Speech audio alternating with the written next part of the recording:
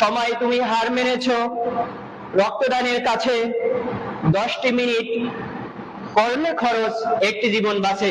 সম্মানিত উপস্থিতি, আজকের সমাজে, আজকের সামাজিক জীবনে, আজকের এই অধিবাসীদের মধ্যে সব থেকে বড় সমস্যা এবং যে সমস্যাগুলো ফেস করলে, এই সমস্যাগুলো মোকাবেলায় আমরা অনেকেই ব্যর্থ হয়ে যাই, যে সমস্যাগুলো সমাধানের চেষ্টা করলে সব পারিবারিকভাবে, সাংসারিকভাবে এবং একটি মহল্লার মধ্যে সুন্দরভাবে সুখী জীবনযাপন করা যায়, সেই বিষয় নিয়ে আজকে আলোচনা করার চেষ্টা করব।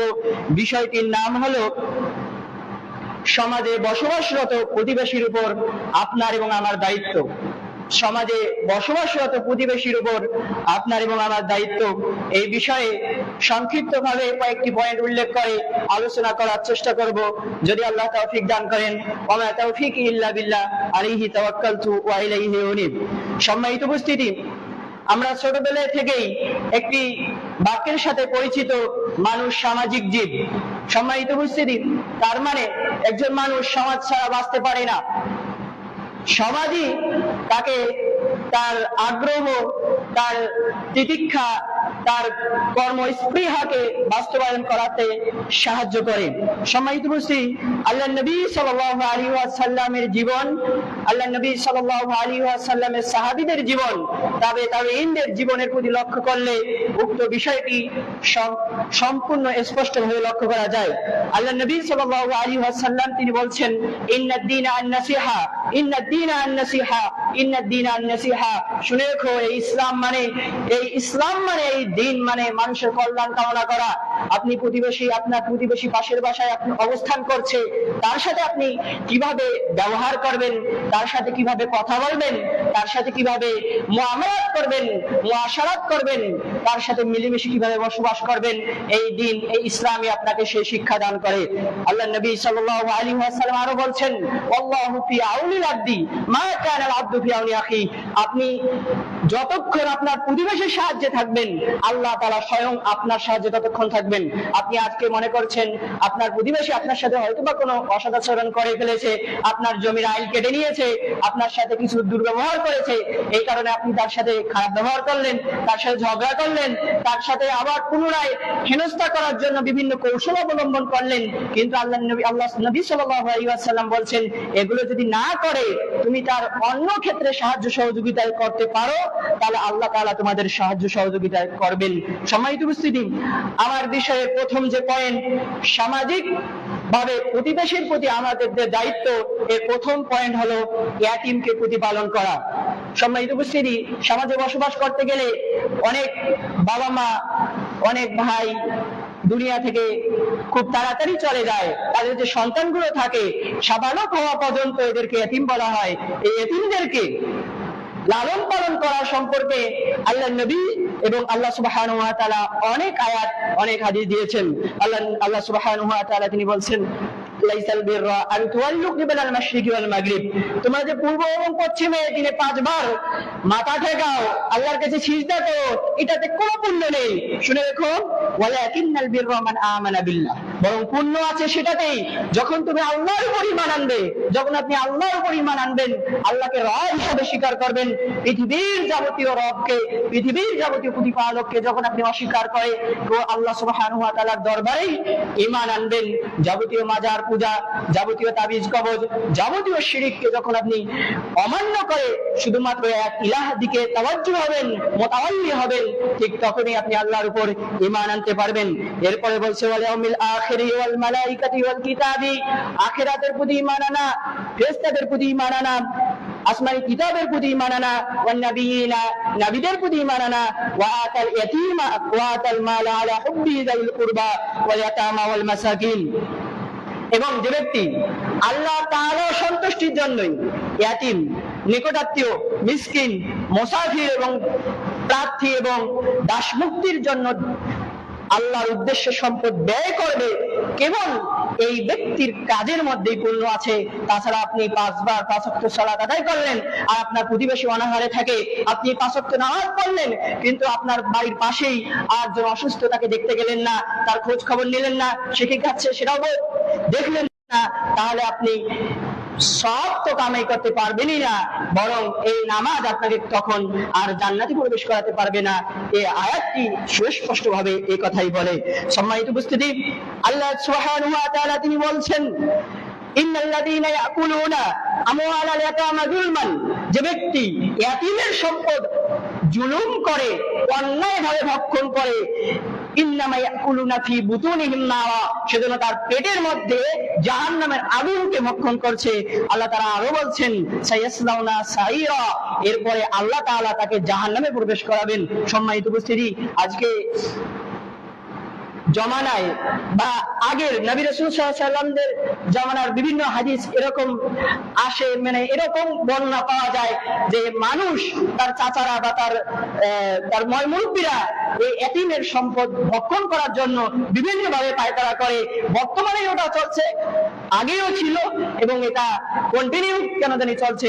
আল্লাহ সুবহানাহু ওয়া তাআলা এই কারণেই এই কথাটি বলে দিলেন যে সম্পদ, এতিমের সম্পদ তার বাবা মারা গিয়েছে, এই কারণে আপনি কেড়ে নেবেন, এটা কখনোই হতে পারে না। আল্লাহ সুবহানাহু ওয়া তাআলা বলছেন, ওয়া ইউতঈমুনা আত-তাআমা আলা হুব্বিহি মিসকিনা ওয়া ইয়াতীমা ওয়া আসীরা। আল্লাহ তাআলা বলছেন, তারা আল্লাহর মহব্বতে, শুধুমাত্র আল্লাহর সন্তুষ্টির জন্যই মিসকিন এবং এতিমকে এবং বন্দীদেরকে খাবার প্রদান করে। ইন্নামা নুতঈমুকুম লিওয়াজহিল্লাহ, তারা বলে যে আমরা শুধুমাত্র এতিমদেরকে এই কারণেই খাওয়াচ্ছি যে আমরা শুধুমাত্র আল্লাহ তাআলার সন্তুষ্টি চাই। লা নুরিদু মিনকুম জাযাআ ওয়ালা শুকুরা, মানুষের কোন শুকরিয়া, মানুষের কোন জাযা প্রতিদান আমরা চাই না, তাহলে এই ব্যক্তি কেবল জান্নাতে প্রবেশ করতে পারবেন। এখন এমনও দেখা যায় সামনে ইলেকশন, যে এখন বহু মানুষ বের হবে, কিভাবে কোথায় কোন জায়গায় এতিম আছে, কে খেতে পাচ্ছে না, দেখাতে হবে, ফেসবুকে পোস্ট ছাড়তে হবে, পিক ছাড়তে হবে যে এই যে আমি এতিমকে সাহায্য করলাম, সহযোগিতা করলাম। এই সাহায্য সহযোগিতায় আল্লাহ তাআলার কোনো যায় আসে না। সম্মানিত উপস্থিতি, যখন আপনি কেবল আল্লাহ তাআলার জন্যই একজন এতিমকে, আপনার প্রতিবেশী এতিম, আপনার নিকটাত্মীয় এতিম, আপনার বন্ধুত্বের মাঝে যে এতিমগুলো আছে এদের খোঁজ খবর নেবেন শুধুমাত্র আল্লাহ তাআলার সন্তুষ্টির উদ্দেশ্যেই, তখন আপনার এই আমল, তখন আপনার এই সওয়াব আমল নামার মধ্যে, মিজানের পাল্লার মধ্যে গণ্য হবে, নচেত এই আমল কখনোই গণ্য হবে না। আল্লাহর নবী সাল্লাল্লাহু আলাইহি ওয়াসাল্লামের সেই বিখ্যাত হাদিস, এতিমকে কিভাবে মর্যাদা দিয়েছেন। আল্লাহ নবী বলছেন, আনা ওয়া কাফিলুল ইয়াতিম ফিল জান্নাতি হাকাযা ওয়া আশারা উস্তা ওয়া আশারা বিসাইয়ারাতি ওয়াল উস্তা। আল্লাহ নবী সাল্লাল্লাহু আলাইহি ওয়াসাল্লাম বলছেন, আমি এবং এতিমের লালন পালনকারী, যে ব্যক্তি এতিমকে লালন পালন করবে, এই দুই ব্যক্তি, আমি এবং এই এতিমের লালন পালন করা ব্যক্তি, জান্নাতের মধ্যে তর্জনী এবং মধ্যমা আঙ্গুল যেভাবে পাশাপাশি থাকে, আমরা দুজন ঠিক একইভাবে জান্নাতে পাশাপাশি থাকবো। সুবহানাল্লাহি ওয়া বিহামদিহি ওয়া খারাজা বাইনাহুমা শাইআন, এবং এই দুটির আঙ্গুলের মাঝে কিছুটা তিনি ফাঁকা করলেন। সম্মানিত উপস্থিতি, তার বোঝা যাচ্ছে সামাজিক ভাবে যত এতিম আছে, আত্মীয় স্বজনদের মধ্যে যত এতিম আছে এবং বন্ধুত্বের মধ্যে যত এতিম আছে, মানে আপনার লোকদর্পণে এতিম আছে, এমন এতিমকে যদি আপনি লালন পালন করেন, এখন তো এমন হয়ে গিয়েছে যে মানুষ ট্র্যাডিশনের জন্য, মানুষ তার ঐতিহ্যের জন্য বা তার পরিবারের জন্য লালন পালন করছে, এখানে আমাকেও করতে হবে, এরকম ভাবে, এরকম না, শুধুমাত্র আল্লাহর উদ্দেশ্যেই যদি আপনি একজন এতিমকে লালন পালন করতে পারেন, তাকে খাওয়ান। বাংলাদেশের কত শত শত হাজার হাজার মাদ্রাসা আছে যেগুলোতে এতিম লালন পালন হয়, তাদেরকে খোঁজ নেন, তাদের একজনকে খাওয়ান। আপনার তো খাওয়ার সমস্যা নেই, অনেকেই বাংলাদেশে অনেকেই আছে যাদের খাওয়া দাওয়ার সমস্যা নেই এবং তারা অতিরিক্ত খাবার অপচয় করে। অপচয়কৃত খাবার যদি অপচয় না করে একজন এতিমকে আপনি রাখতে পারেন। আপনার বাড়িতে ছেলে সন্তান নেই, আপনার বাড়িতে খাবার লোক নেই, আপনি একজন এতিমকে রাখলেন, এতে করে কি হবে, আপনারও খাবার নষ্ট হলো না, আপনি একজন এতিমের লালন পালনকারী হলেন, আপনিও নবী সাল্লাল্লাহু আলাইহি ওয়াসাল্লামের সাথে জান্নাতে থাকার, একসাথে থাকার অধিকার লাভ করলেন। সম্মানিত উপস্থিতি, তাই এই বিষয়গুলোকে লক্ষ্য করার চেষ্টা করব। দ্বিতীয়ত যে বিষয়, সমাজে অনেক বিধবা দেখা যায়, এই বিধবাদেরকে সহযোগিতা করা। রাসূল সাল্লাল্লাহু আলাইহি ওয়াসাল্লাম তিনি বলছেন, আস-সাই আল মিলাতি ওয়াল মিসকিন কাল মুজাহিদি ফি সাবিলিল্লাহ। আল্লাহ নবী সাল্লাল্লাহু আলাইহি ওয়াসাল্লাম বলেন যে ব্যক্তি বিধবা এবং মিসকিনদের যে সমস্যাগুলো, তাদের তো বিভিন্ন সমস্যা হয়, তাদের স্বামী থাকার না কারণে তাদের বিভিন্ন রকমের সমস্যার সম্মুখীন হতে হয়। যে ব্যক্তি এই সমস্যাগুলোর সমাধানের চেষ্টা করে, এতিমদের অথবা বিধবাদের সমস্যাগুলোর সমাধানের চেষ্টা করে, আল্লাহ নবী সাল্লাল্লাহু আলাইহি ওয়াসাল্লাম তিনি বলছেন, কাল মুজাহিদি ফি সাবিলিল্লাহ, সেজন্য আল্লাহর রাস্তায় জিহাদকারী হিসেবে গণ্য হয়। সুবহানাল্লাহ, কত বড় একটা সওয়াব দিয়েছেন শুধুমাত্র লুটে নেওয়ার আমাদের দায়িত্ব। তাই সমাজে বিভিন্ন রকমের এতিম বা বিধবা পাওয়া যায়। এই বিধবাদেরকে বিভিন্ন সময় তারা আপনার কাছে আসতে পারে সাহায্য সহযোগিতার জন্য, বা বিভিন্ন সমস্যায় তারা সম্মুখীন হতে পারে। সেই সময়ে আপনি যদি তাদের সাহায্য সহযোগিতা করেন, আপনি যদি মুসলিম হয়ে থাকেন আর যদি জান্নাতে যেতে চান, তাহলে এই আমলটি কখনোই আপনি হাতছাড়া করবেন না, তাদের সাহায্য সহযোগিতা করার চেষ্টা করবেন। তৃতীয় যে বিষয়টি, সেটি হলো নিঃস্ব, দরিদ্র এবং ক্ষুধার্তকে খাদ্য দান করা। আল্লাহ সুবহানাহু ওয়া তাআলা তিনি বলছেন, আও ইতাআমুন ফি সাবিলিল আও ইতাআমুন ফি ইয়াউমিন যি মাসগাতিন ইয়াতীমান যা মাতরাবা আও মিসকিনান যা মাতরাবা। ক্ষুধার দিনে অন্ন দান করা এবং এতিম নিকটাত্মীয়কে এবং ভুলণ্ডিত অভাবগ্রস্তদেরকে সাহায্য সহযোগিতা করা অতীব গুরুত্বপূর্ণ আমল, জান্নাতে প্রবেশ করার আমল। আল্লাহ নবী সাল্লাল্লাহু আলাইহি ওয়াসাল্লাম তিনি বলছেন, আল্লাহ সুবহানাহু ওয়া তাআলা তিনি বলছেন, তুমি কি দেখেছো যারা বিচার দিবসকে অস্বীকার করে? এবং কারা বিচার দিবসকে অস্বীকার করে? এরা হলো ওই সমস্ত লোক যারা এতিমদেরকে ধমক দেয়, ধাক্কা দেয়, গলা ধাক্কা দিয়ে বের করে দেয়। এরাই হলো সেই সমস্ত লোক যারা বিচার দিবসকে অস্বীকার করে। ওয়ালা ইয়াহুদ্দু আলা তাআমিল মিসকিন, এবং মিসকিনদেরকে খাদ্য প্রদানে অন্যকে যে উৎসাহিত করবে এটাও করে না। এরাই হলো ওই সমস্ত লোক যারা বিচার দিবসকে অস্বীকার করে। কারণ ও যদি বিচার দিবসকে অস্বীকার না করতো, তাহলে কখনো এতিমকে ধাক্কা দিত না, এতিমকে কখনো দূর করে দিত না, অথবা মিসকিনকে খাদ্য দানে উৎসাহিত কখনো না, নিরুৎসাহিত কখনো করতো না। সম্মানিত উপস্থিতি, এই বিষয়গুলো আমরা লক্ষ্য করার চেষ্টা করব। আল্লাহ তাআলা তিনি বলছেন, খুযুহু ফাগুল্লুহু সুম্মাল জাহিমা সুল্লু। খুবই গুরুত্বপূর্ণ আয়াত এটি, যে কিয়ামতের দিন আল্লাহ তাআলা ফেরেশতাদেরকে তিনি বলবেন, খুযুহু ফাগুল্লুহু, তোমরা তাদেরকে শক্তভাবে ধরো, সুম্মাল জাহিমা সুল্লু, এবং এদেরকে গলায় বেড়ি দিয়ে শিকল পরিয়ে এদেরকে টেনে হিঁচড়ে জাহান্নামে প্রবেশ করাও। সুম্মা ফি সিলসিলাতিন যারউহা সাবউনা দিরাআন। অতঃপর আল্লাহ সুবহানাহু ওয়া তাআলা তিনি বলছেন যে অতঃপর তাকে তার শিকল 70 হাত শিকল দিয়ে তার গলায় পেঁচিয়ে তাকে টেনে হিঁচড়ে জাহান্নামে নিয়ে যাওয়া হবে। এরপর আল্লাহ তাআলা বলেন, ইন্নাহু কানা লা ইউমিনু বিল্লাহিল আযীম। তারা হলো সেই সমস্ত লোক যারা মহান আল্লাহ সুবহানাহু ওয়া তাআলাতে বিশ্বাসী ছিল না, যারা পীর ফকিরে বিশ্বাসী ছিল, যারা তাবিজে বিশ্বাসী ছিল, যারা পানি পড়ায় বিশ্বাসী ছিল, যারা বিভিন্ন রকমের শিরকি কর্মকাণ্ডে যারা বিশ্বাসী ছিল। মহান আল্লাহদের সেবা দান করতে পারে, মহান আল্লাহদের সন্তান দান করতে পারে, মহান আল্লাহদের পুত্র সন্তান দিতে পারে, এটাকে তারা ভ্রুক্ষেপ করেনি। এরা হলো ওই সমস্ত লোক যারা আল্লাহকে অস্বীকার করেছিল। কিভাবে? এই বিভিন্ন শিরকি কর্মকাণ্ডের মাধ্যমে। সম্মানিত উপস্থিতি করে বলছেন, ওয়ালা ইয়াহুদ্দু আলা তাআমিল মিসকিন, এবং এরা মিসকিনকে খাবার প্রদানে উৎসাহী ছিল না। এদেরকে আল্লাহ তাআলা 70 হাত বেড়ি পরিয়ে জাহান্নামে প্রবেশ করাবেন। সম্মানিত উপস্থিতি, খুবই সাবধান থাকবেন, আমাদের অবশ্যই সাবধান থাকতে হবে।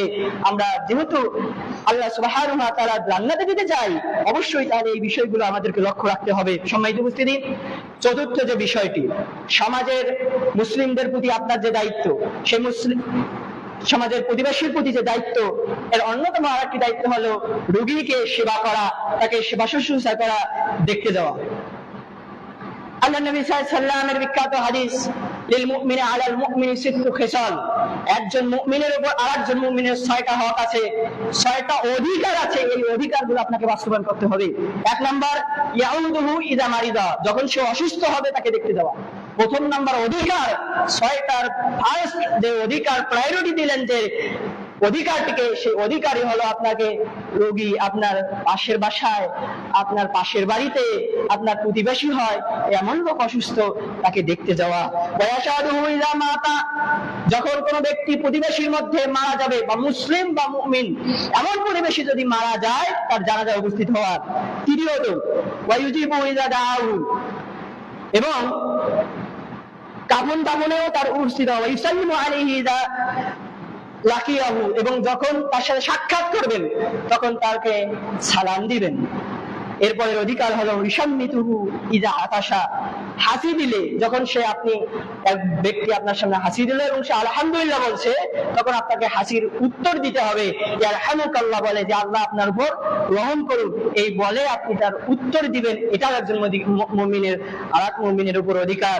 সম্মানিত উপস্থিতি, এরপরে ওয়ানসাহু লাহু ইযা গাবা আও শাহিদা, আপনার এক মুমিন ভাই উপস্থিত আছে অথবা নাই, সব সময় তার কল্যাণ কামনা করা। এখন মহিলাদের মাঝে খুবই দুঃখজনক এই বিষয়টি। একজন মহিলা 2-4 জন একসাথে হলে কখন যে কি করে বসেন, কার যে অকল্যাণ কামনা করে বসে, খুবই এটি দুঃখজনক। এবং এটি আমাদের সামাজিক জীবনে প্রচুর ইফেক্ট করছে। এর কারণে যে কত গুনাহ হচ্ছে আল্লাহ ভালো জানেন।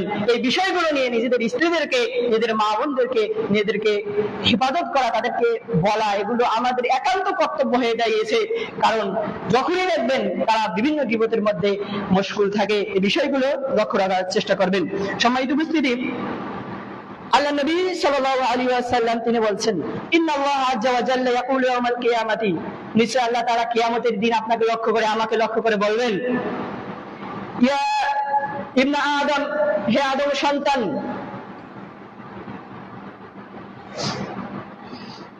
মাইয়াতু ফালাম তাউদিনি, আমি অসুস্থ ছিলাম, তুমি আমাকে দেখতে যাওনি। ওয়া ইয়া রাব্বি, বান্দা বলবে, ইয়া রব, আমি কিভাবে আপনার অসুস্থতা হলে আপনাকে দেখতে যাব? তখন আল্লাহ বলবেন, আর আপনি তো, তখন ব্যক্তি বলবেন, আপনি তো সারা বিশ্বে যত গ্রহ নক্ষত্র যত কিছু আছে সব কিছু তো আপনি প্রতিপালক, আপনাকে অসুস্থ হলে আপনাকে কিভাবে আমি দেখতে যাব? আল্লাহ তাআলা বলবেন, আমা আলিমতা আন্না আবদি ফুলানান মারিদা, তুমি কি জানতে না, তুমি কি জানোনি যে আমার অমুক বান্দা, তোমার প্রতিবেশী অসুস্থ ছিল, তুমি তাকে দেখতে যাওনি? যদি তুমি তাকে দেখতে যেতে তাহলে তুমি আমাকে লাওয়াজাদাতানি ইনদাহু, ওই অসুস্থ ব্যক্তির কাছেই তুমি আমাকে পেতে। সুবহানাল্লাহি ওয়া বিহামদিহি। কত সুন্দর হাদিস, কত চমৎকার হাদিস। এই হাদিসটির উপরে যদি আমল করা যায়, আমাদের সামাজিক যাবতীয় কলহ, যাবতীয় সমস্যা মিটমাট হয়ে যাবে। আপনার এক ভাইয়ের সাথে আপনার ঝগড়া ফাসাদ লেগেছিল, সে অসুস্থ হয়েছে, আপনি তাকে দেখতে গেলেন, দেখতে যাওয়াতে সে ব্যক্তি যে কত খুশি হবে, হাসপাতালে গেলেই বোঝা যায়। হাসপাতালগুলোতে একবার যদি আপনি যান একজন অসুস্থ ব্যক্তিকে দেখতে, সেই ব্যক্তি যে কত খুশি হবে, এটা অন্য কিছুতে বোঝা যাবে না।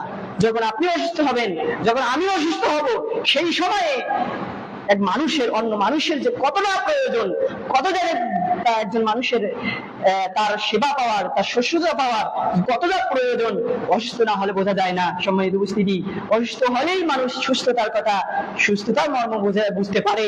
তাই একজন মানুষ যখন অসুস্থ হচ্ছে, আপনি তাকে দেখতে গেলেন, তার খোঁজ খবর নিলেন, কিছু আঙ্গুর নিয়ে গেলেন, কমলা নিয়ে গেলেন, ফলমূল নিয়ে গেলেন, এটা করে কি হবে? সামাজিক বন্ধন তার দৃঢ় হবে। আপনি অসুস্থ হতে পারেন, আপনার তখন সাহায্যে সেই ব্যক্তি এগিয়ে আসবে। সম্মানিত উপস্থিতি, এই বিষয়গুলো লক্ষ্য রাখার চেষ্টা করবেন। এরপরে যে বিষয়টি নিয়ে আমরা কথা বলবো সেটি হলো প্রতিবেশীর সাথে সদাচরণ করা। সমাজের প্রতিবেশীর উপর দায়িত্বের অন্যতম এক দায়িত্ব হলো আপনি প্রতিবেশীর সাথে সদাচরণ করবেন। খুবই দুঃখজনক এখন যে বিষয়টি দেখা যাচ্ছে, শহর কেন্দ্রিক যত ফ্ল্যাট গুলো আছে, এক ফ্ল্যাটের লোক আর এক ফ্ল্যাটের লোকের কোনো খোঁজ খবর রাখে না। সদাচরণ তো দূরের কথা, একই বিল্ডিং এ একই ফ্লোরে থাকে, পাশের ফ্ল্যাটে যে আরেকজন আছে তার কোনো খোঁজ খবরও নেই, কোনো কিছুই নেই। বর্তমান পুঁজিবাদী ব্যবস্থা আমাদেরকে সামাজিকভাবে বসবাস করতে নিরুৎসাহিত করতেছে। এই নিরুৎসাহিত করার জায়গা থেকে আপনাকে মানুষকে উৎসাহিত করতে হবে। সামাজিকভাবে বসবাস করার নিয়মগুলো, সামাজিকভাবে বসবাস করার প্রতি উৎসাহিত করতে হবে।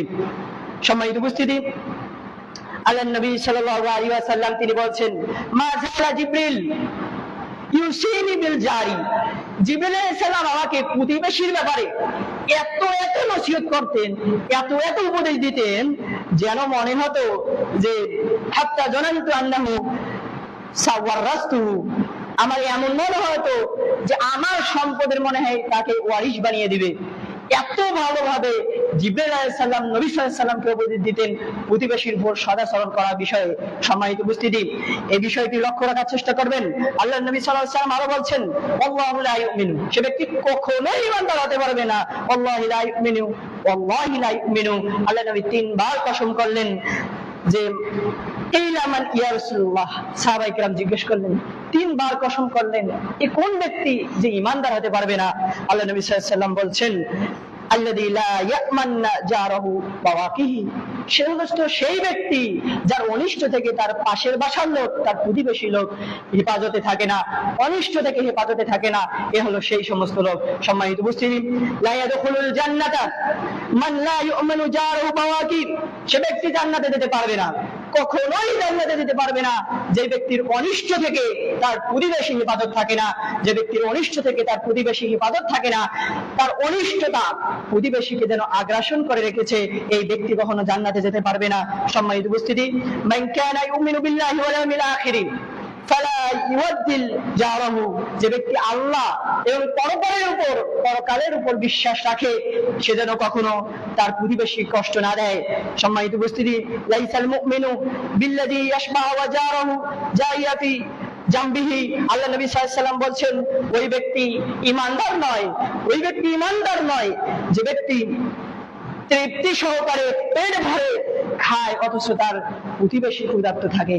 সম্মানিত উপস্থিতি, প্রতিবেশীর প্রতি রাসূল সাল্লাল্লাহু আলাইহি সাল্লামকে এতটাই গুরুত্ব আরোপ করা হতো, এতটাই নসিহত করা হতো, এতটাই উপদেশ দেওয়া হতো, যেন নবী সাল্লাল্লাহু আলাইহি সাল্লাম মনে করতে শুরু করলেন যে আমার সম্পদের ওয়ারিশ মনে হয় প্রতিবেশীকে বানিয়ে দিবেন।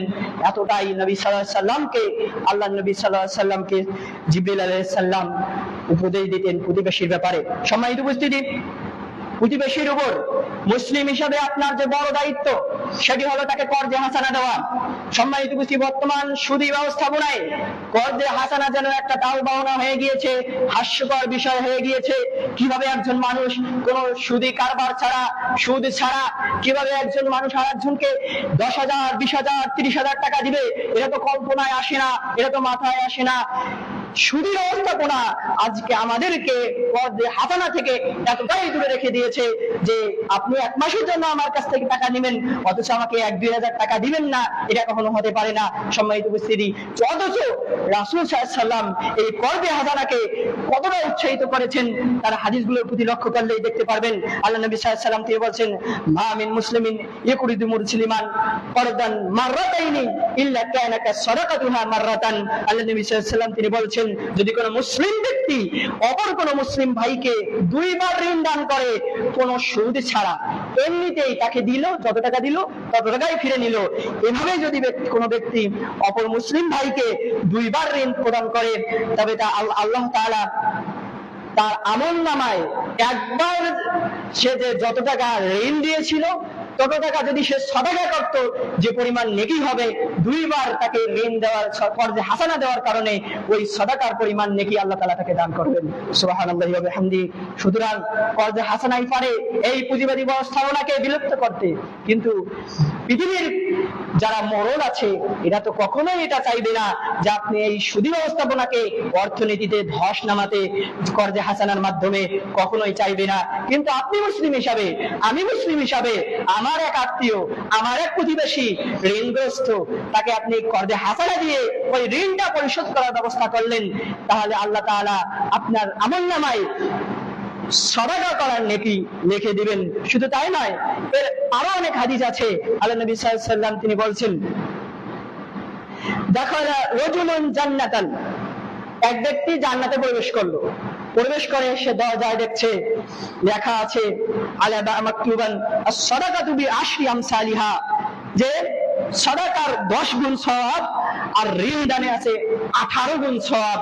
এক ব্যক্তি জান্নাতে প্রবেশ করে, জান্নাতের দরজায় দেখলেন যে সাদাকা করার মাধ্যমে যে সওয়াব হবে এর 10 গুণ সওয়াব আল্লাহ তাআলা তাকে দান করবেন, আর ঋণ দেওয়ার কারণে আল্লাহ তাআলা তাকে 18 গুণ সওয়াব, সাদাকার 18 গুণ সওয়াব আল্লাহ তাআলা তাকে দান করবেন। সম্মানিত উপস্থিতি, মানুষকে কর্জে হাসানা দেওয়ার প্রতি উৎসাহিত হব এবং মানুষকে অভাবগ্রস্ত থাকতেই পারে আমার প্রতিবেশী, তাকে দিবেন, কোনো সুদ নেবেন না, কোনো বাড়তি টাকা নেবেন না, ইনশাআল্লাহ আল্লাহ তাআলা এই দানটুকুকে, এই উপকারটুকুকে আপনার জান্নাতে প্রবেশ করার এক পাথেয় হিসাবে গ্রহণযোগ্য হবে। এই বিষয়গুলো আমরা আমলে নেওয়ার চেষ্টা করব। আল্লাহ তাআলা আমাদের সকলকে সেই তৌফিক দান করুন। সম্মানিত উপস্থিতি, একটি হাদিস বলি, রাসূল সাল্লাল্লাহু আলাইহি ওয়াসাল্লাম তিনি বলেছেন, মান সাররাহু আইয়ুজিবুহুল্লাহু মিন কুরাবি ইয়াউমিল কিয়ামা, যে ব্যক্তি এটা চায় যে আল্লাহ তাআলা তার কিয়ামত দিবসে সকল দুঃখ দুর্দশা, সে ব্যক্তি জাহান্নামে যাবে, পৃথিবীতে আমলে এত ভালো আমল করতে পারেনি, খুব বেশি আমল করতে পারেনি যে আমলের ফলে সে জান্নাতে যাবে, এত আমল করতে পারেনি, সে কষ্টে আছে, কিয়ামতের দিনে দুশ্চিন্তাগ্রস্ত অবস্থায় আছে, জান্নাতে যাবে কি যাবে না, জান্নাতে যেতে পারবে কি পারবে না, ফুলসিরাত পার হতে পারবে কি পারবে না। আল্লাহ নবী সাল্লাল্লাহু আলাইহি ওয়াসাল্লাম তিনি বলছেন, যে ব্যক্তি চায় কিয়ামতের দিনে এই দুঃখ দুর্দশাগুলোকে দূর হয়ে যাক, সে যেন অক্ষম ব্যক্তিকে, ঋণগ্রস্ত অক্ষম ব্যক্তিকে, সে যে তার কাছ থেকে ঋণ নিয়েছে, এই ঋণটাকে সে যেন সহজ করে দেয়। হয়তো 1 মাসের কথা বলে নিয়েছে, 2 মাস লাগলো, আপনি তাকে সহজ করে দিলেন যে ভাই সমস্যা নেই, আপনি 2 মাস নেন, 2 মাস পরে আমাকে ফেরত দিন, যেহেতু আপনি কষ্টে আছেন। যদি আপনি এমন কাজ করতে পারেন, এই হিউম্যানিটি, এই মানুষত্ব যদি আপনি দেখাতে পারেন, ইনশাআল্লাহ কিয়ামতের দিনে আমি মুসলিম হিসাবে, আপনি মুসলিম হিসাবে কোনো দুঃখ দুর্দশা থাকার কথা না, আল্লাহ নবী সাল্লাল্লাহু আলাইহি ওয়াসাল্লামের হাদিস মোতাবেক। সম্মানিত উপস্থিতি, আরেকটি গুরুত্বপূর্ণ প্রতিবেশীর প্রতি দায়িত্ব হলো তাকে রক্তদান করা। সম্মানিত উপস্থিতি, রক্তদান আমাদের শারীরিকভাবে যতটা গুরুত্বপূর্ণ, ঠিক ততটাই গুরুত্বপূর্ণ যার রক্তের প্রয়োজন সেই ব্যক্তির। সম্মানিত উপস্থিতি, আমরা অনেকেই রক্তদানে নিরুৎসাহিত, কিন্তু আমাদের বন্যেরও অস্থিমজ্জা থেকে যে লোহিত রক্তকণিকা উৎপন্ন হয়, এই লোহিত রক্তকণিকা 3 মাস পর পর কিন্তু নষ্ট হয়ে যায়, শরীরে থাকে না। এই রক্তকণিকা যদি আপনি অন্যকে দিতে পারেন, তাহলে 1 থেকে 3 সপ্তাহের মধ্যে আপনার শরীরে যতটা ঘাটতি থাকবে রক্তের, পূরণ হয়ে যাবে, এবং 48 ঘন্টার মধ্যেই আপনার রক্ত চলাচল স্বাভাবিক হয়ে যাবে। শুধু তাই নয়, রক্তদানের ফলে আপনার পাকস্থলী, কোন, বলায় এবং ফুসফুসে যে ক্যান্সার গুলো হয়, এই ক্যান্সার বৈজ্ঞানিকরা গবেষণা করে দেখছে, যদি কোনো ব্যক্তি বছরে 2 বার রক্তদান করতে পারে, তাহলে সেই ব্যক্তি এই ক্যান্সার গুলো থেকে মুক্তি পেতে পারে। এবং অধিকাংশ লোকের প্রতি রিসার্চ করে দেখা গিয়েছে যে যারা রক্তদান করে এবং যারা রক্তদান করে না, যারা করে না এদের ক্যান্সারের হার বেশি, যারা করে এদের ক্যান্সারের হার কম। সম্মানিত উপস্থিতি, যেহেতু রক্ত আমাদের শরীরে চিরস্থায়ী নয়, নষ্ট হয়ে যাচ্ছে আবার উৎপন্ন হচ্ছে, নষ্ট হয়ে যাচ্ছে আবার উৎপন্ন হচ্ছে, সেহেতু 2 মাস বা 3 মাস পর পর রক্তদান করা, এটা আমাদের শরীরের জন্য গুরুত্বপূর্ণ। তাছাড়া অনেক জটিল এবং কঠিন রোগগুলো, যেমন হেপাটাইটিস বি, সি, এছাড়া বিভিন্ন রোগ আছে যেগুলো আপনি রক্ত দেওয়ার সময় পরীক্ষা হবে, আপনার শরীরে কোন রোগ আছে এটা আপনার চেক হবে। সুতরাং রক্তদানে আমরা উৎসাহিত হব, যে তাই এই বিষয়গুলো আমরা লক্ষ্য রাখবো। আল্লাহ নবী সাল্লাল্লাহু আলাইহি ওয়াসাল্লাম তিনি বলছেন, আল্লাহু ফি আউনিল আবদি মা কানা আল আবদু ফি আউনি আখি, আল্লাহ আপনার ততক্ষণ সাহায্যে থাকবে যতক্ষণ আপনি আপনার ভাইয়ের, আপনার প্রতিবেশীর সাহায্যে থাকবেন। আল্লাহ নবী সাল্লাল্লাহু আলাইহি ওয়াসাল্লাম আরো বলছেন, আল্লাহ তাআলা বলছেন, ওমান আহইয়াহা কান্নামা আহইয়ান নাস জামিআ, আপনার এক ভাগ রক্তের কারণে যদি, আপনার এক ভাগ রক্তের কারণে যদি মুমূর্ষু ব্যক্তির মুমূর্ষুতা দূর হয়ে যায়, আপনার এক ভাগ রক্তের কারণে যদি কোনো ডেলিভারি প্রসবের সময়ের মহিলা যদি সেই প্রসবে যদি শান্তি পায় এবং তার যদি রক্ত লাগে, সে তখন যদি আপনি রক্ত দিতে পারেন, যদি সেই ব্যক্তি মৃত্যু হয়ে যেত রক্তে না থাকার কারণে, যদি এই ব্যক্তি বেঁচে যায়, আল্লাহর নবী আল্লাহ সুবহানাহু ওয়া তাআলা তিনি বলছেন, এই এক ব্যক্তির কারণে আপনি গোটা দুনিয়াকে জীবিত করার মতো সব দান করবেন আল্লাহ তাআলা তিনি বলছেন, মান আহইয়াহা কান্নামা আহইয়ান নাস জামিআ, যে ব্যক্তি কারো জীবন রক্ষা করে সে যেন গোটা মানব জাতিকে রক্ষা করে। তাই রক্তদানের প্রতি উৎসাহী হব, এবং যে দায়িত্বগুলো বললাম সামাজিক ভাবে বসবাস করার জন্য অপর মুসলিমের উপর, এই দায়িত্বগুলো পালন করার প্রতি সচেষ্ট হব এবং দায়িত্বগুলো পালন করার ক্ষেত্রে অন্যকে সহযোগিতা করার চেষ্টা করব। আল্লাহ তাআলা আমাদের সকলকে এই তৌফিক দান করুন এবং প্রতিবেশীদের সাহায্যে সহযোগিতায় আমি যেন অগ্রসরী হতে পারি, অগ্রমান হতে পারি, সবার আগে এগিয়ে থাকতে পারি, এই আশা আকাঙ্ক্ষা রেখে আজকের সংক্ষিপ্ত বক্তব্য এখানে সমাপ্ত করছি। বারাকাল্লাহু লানা ওয়া লাকুম ফিল কুরআনিল আযীম ওয়া নাফা'না ওয়া ইয়্যাকুম বিল আয়াতি ওয়া যিকরিল হাকীম। আকুলু কওলি হাযা ওয়াস্তাগফিরুল্লাহ লি ওয়া লাকুম ওয়া লিসাইরিল মুসলিমিন ফাস্তাগফিরুহু ইন্নাহু হুয়াত তাওয়াবুর রহিম।